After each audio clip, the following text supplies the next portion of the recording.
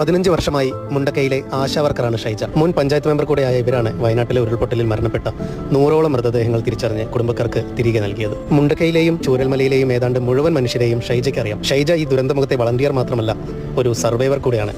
ഇതിനു മുമ്പുണ്ടായ 2 ഉരുൾപൊട്ടലിൽ നിന്നും രക്ഷപ്പെട്ടതാണ്. പക്ഷേ ഈ ഉരുൾപൊട്ടലിൽ കുടുംബത്തിലെ 9 പേരാണ് പോയത്. സ്വന്തം കുടുംബത്തിലെ 9 പേർ മരണപ്പെട്ടിട്ടും ഇത്രയും ദിവസം ഒരേ നിൽപ്പ് നിന്ന് 100ലേറെ മൃതദേഹങ്ങൾ തിരിച്ചറിയാനുള്ള ശേഷി ഇവർക്ക് ഒരു ദിവസം കൊണ്ടുണ്ടായതല്ല.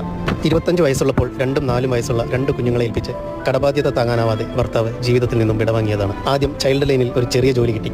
പിന്നീട് കുടുംബശ്രീയാണ് ഷൈജയുടെ ജീവിതം മാറ്റിമറിച്ചത്. ആശാവർക്കറായി ജോലി തുടരുന്നതിനിടെ തെരഞ്ഞെടുപ്പിൽ മത്സരിച്ചു. നാടിന്റെ മുക്കിലും മൂലയിലും എത്തി. നാട്ടിലെ എല്ലാ ആവശ്യങ്ങൾക്കും നേതൃത്വം കൊടുത്ത് കൂടെ നിന്നു. പരിചയക്കാരായ മുഴുവൻ മനുഷ്യരും ഒന്നിനു പുറകെ ഒന്നായി ചിതറിപ്പോയ ശരീരഭാഗങ്ങളായി മുന്നിലെത്തുമ്പോഴും പതറാതെ നിൽക്കുകയാണ് ഷൈജ.